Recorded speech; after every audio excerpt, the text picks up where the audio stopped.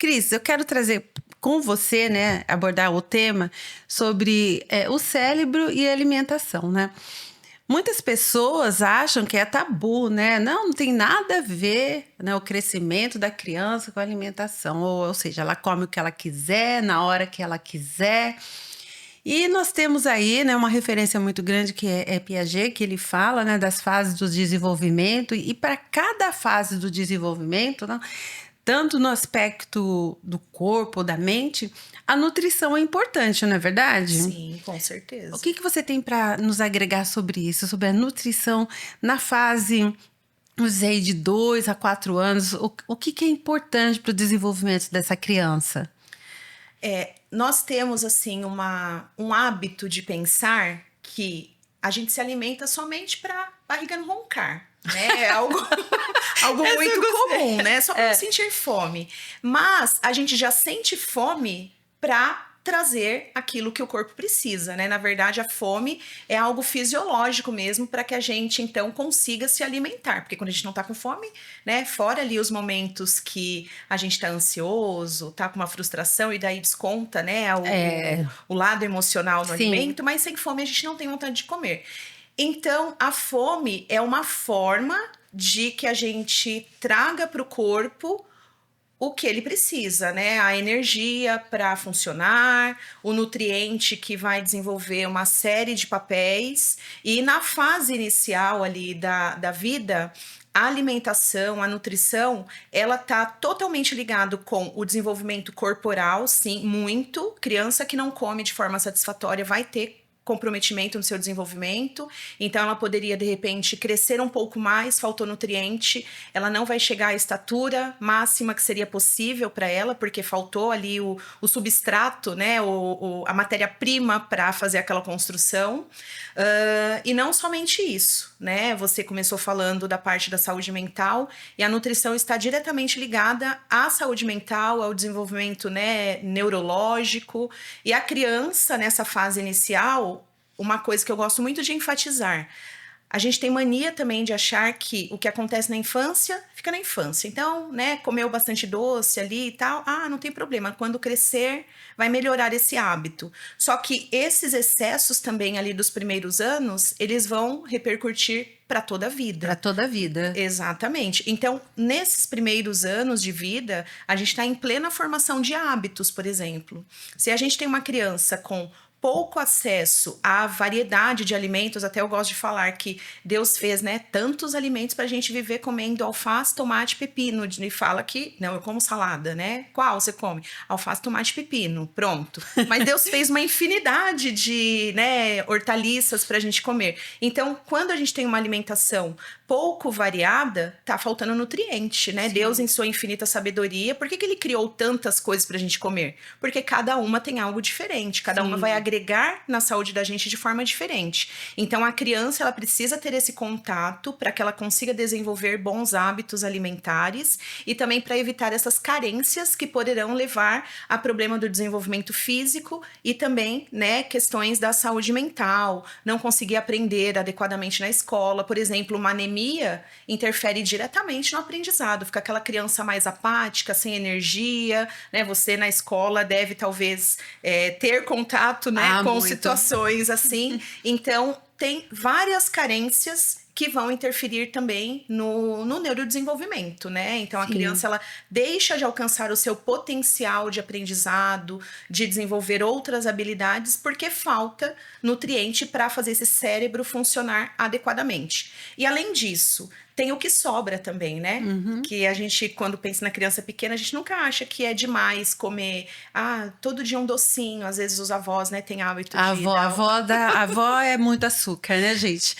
A gente tem que fazer um podcast sobre as avós. Eu sempre falo, eu amo as avós, eu amparo as avós nos meus atendimentos, mas a gente tem algumas avós, né, que cometem ali, querem agradar bastante, e daí na casa da avó tá tudo liberado. Então, às vezes, sobra muito açúcar, sobra muita gordura de má qualidade, sobra muito corante, muito aditivo químico, e também essas sobras, né, esses excessos, vão trazer malefícios. No funcionamento do cérebro, tem bastante malefícios, e também quando a gente pega ali na questão do açúcar, na questão da gordura, a gente vai ter um excesso calórico. Então, Sim. cada vez mais a gente vê crianças nessa fase inicial já com obesidade e sobrepeso, Sim. que é uma doença crônica, né? O OMS caracteriza a obesidade como uma doença crônica, ou seja, a gente não consegue se curar da obesidade, a gente fica em remissão.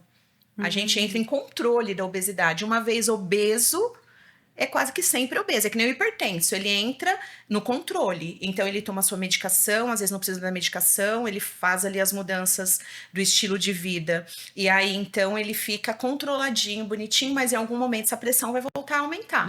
Porque ele é um ser hipertenso. Ele só está controlado. A doença está em remissão. A obesidade é caracterizada dessa mesma forma pelo OMS. Então, a gente tem que evitar que lá no começo da vida, essa criança já desenvolva o sobrepeso e a obesidade. Senão ela vai ter uma luta na vida toda para que ela se mantenha magra ou para que ela não continue engordando, né? Então, é algo a se pensar. É até né? preocupante, não é? Muito Porque esse preocupante. esclarecimento a maioria das mães não tem.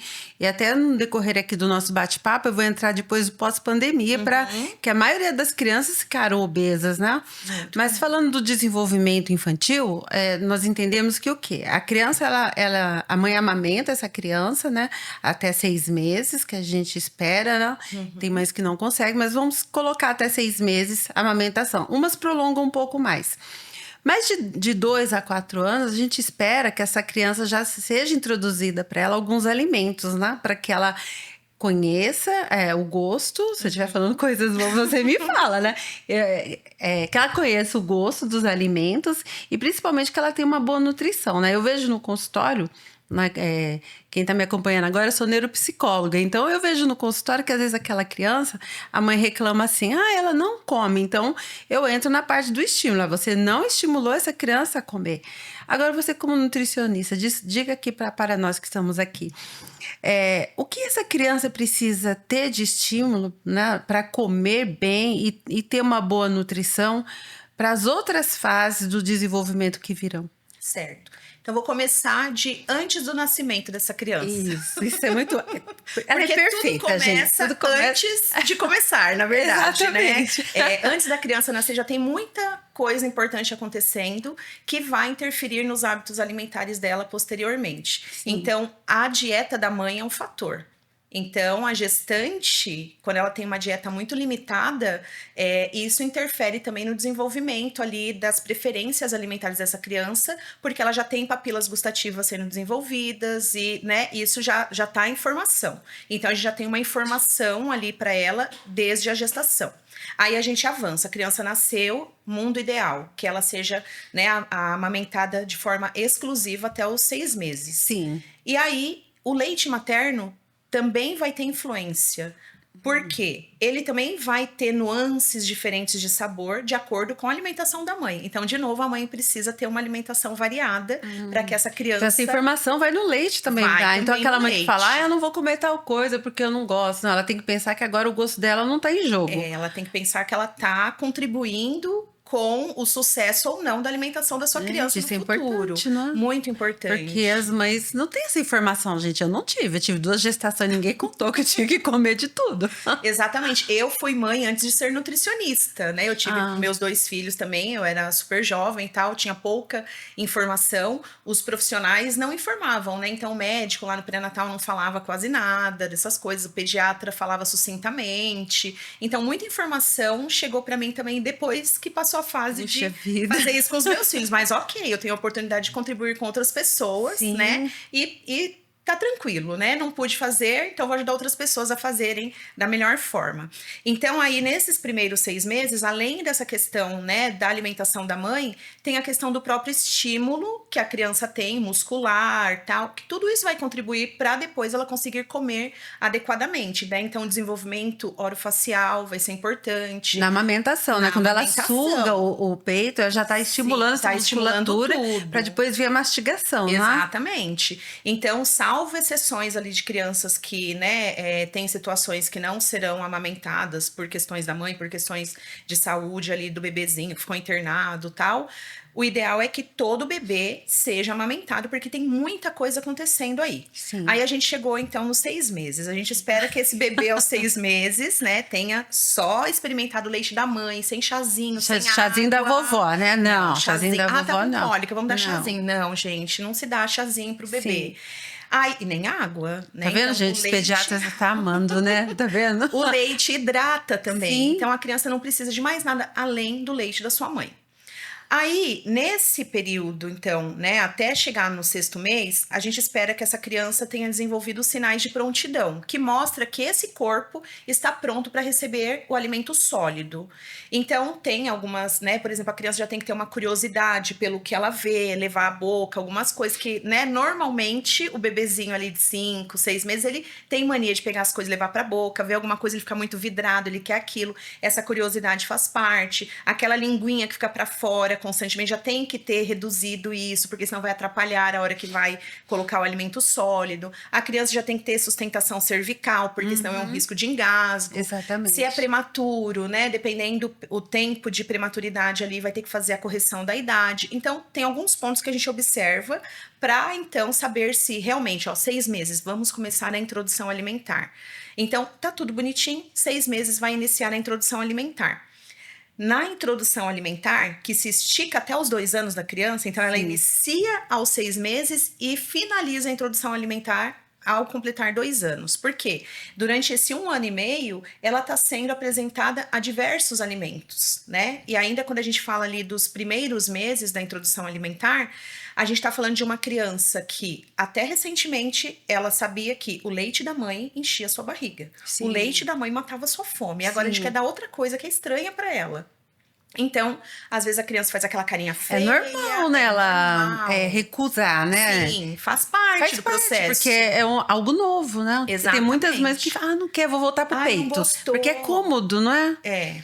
Ou acha que não gostou. Então, ofertou 1, 2 vezes. Não gostou mesmo, não vou mais dar. Não, tem que ser no mínimo, de 8 a 10 vezes. Na introdução alimentar, um alimento novo, a gente tem que apresentar no mínimo de 8 a 10 vezes, de formas diferentes. Então, olha quanta coisa a gente já tem que trabalhar aqui nesse início.